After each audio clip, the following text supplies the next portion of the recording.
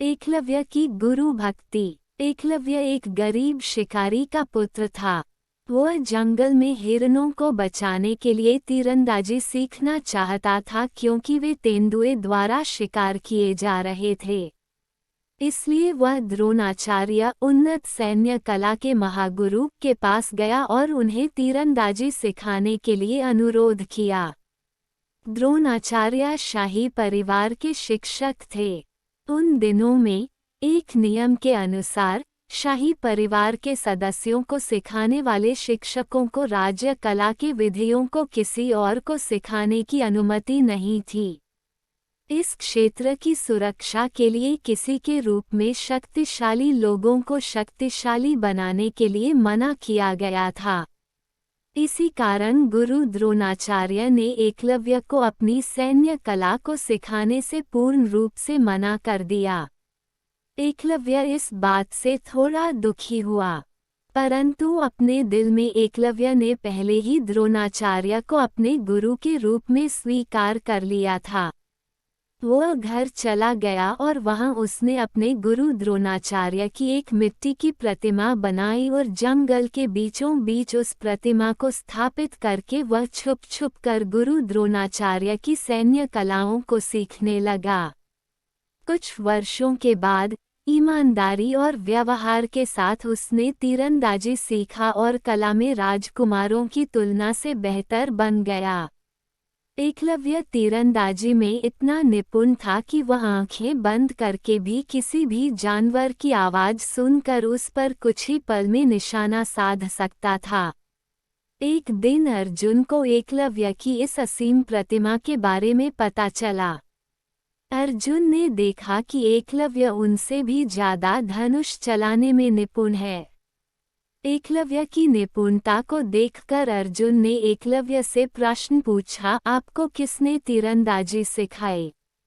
प्रश्न सुनते ही एकलव्य ने उत्तर दिया, मेरे गुरु द्रोणाचार्य जी ने। ये सुनकर अर्जुन बहुत आश्चर्यचकित हुआ और क्रोधित भी। अर्जुन द्रोणाचार्य के पास गया और गुस्से में कहा, आपने ऐसा कैसे किया? आपने हमें धोखा दिया है। आपने जो किया वह अपराध है। आप मुझे केवल बेहतरीन तीरंदाजी सिखाना चाहते थे, लेकिन आपने एकलव्य को सिखाया और उसे मुझसे अधिक कुशल बनाया। ये सुनकर द्रोणाचार्य उलझन में थे और भ्रमित भी। वह सोच में पड़ गए कि ऐसा कौन सा छात्र है जो अर्जुन से अच्छा धनुर्धर है। द्रोणाचार्य इस बात का विश्वास नहीं कर पा रहे थे कि वह बालक यानी कि एकलव्य अर्जुन से अच्छा धनुर्धर कैसे हो सकता है।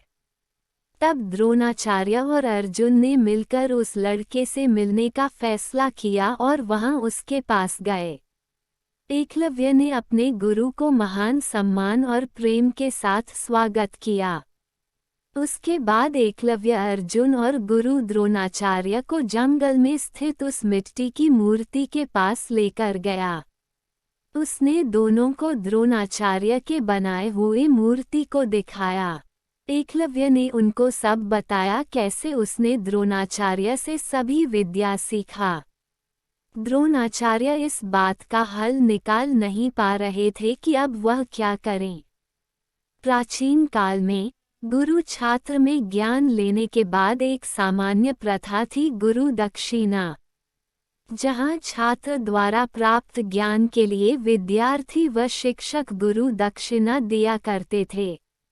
द्रोणाचार्य ने कहा, एकलव्य, अगर तुमने मेरे से यह शिक्षा प्राप्त की है तो तुम्हें मुझे गुरु दक्षिणा जरूर देना चाहिए। एकलव्य इस बात से खुश हुआ और उसने गुरु द्रोणाचार्य से पूछा, आपको गुरु दक्षिणा में क्या चाहिए गुरुजी? तब द्रोणाचार्य से उत्तर दिया, मुझे तुम्हारे दाहिने हाथ का अंगूठे दे दो। एकलव्य जानता था कि अंगूठे के बिना तीरंदाजी का अभ्यास नहीं किया जा सकता था, परंतु तब भी एकलव्य ने अपने गुरु को अपने दाहिने हाथ के अंगूठे को काटकर गुरु दक्षिणा दिया। इस प्रकार गुरु द्रोणाचार्य ने राजकुमारों को दिए हुए प्रण को पूरा किया और एकलव्य का उत्थान किया। कहानी से शिक्षा और इसका महत्व। एकलव्य ने बिना किसी लोभ के अपनी मेहनत और लगन से अपने गुरु से दूर रहकर भी शिक्षा प्राप्त की।